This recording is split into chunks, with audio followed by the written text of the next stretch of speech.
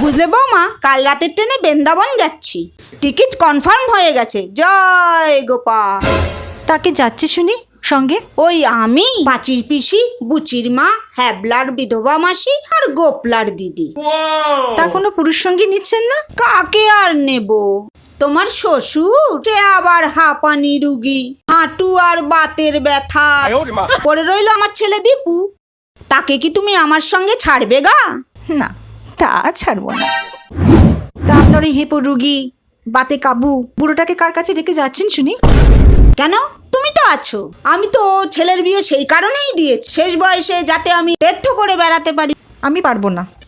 পারবে না কেন? তুমি কি শুধু অন্ন ধ্বংস করার জন্য বসে আছো? আমি অন্ন ধ্বংস করছি?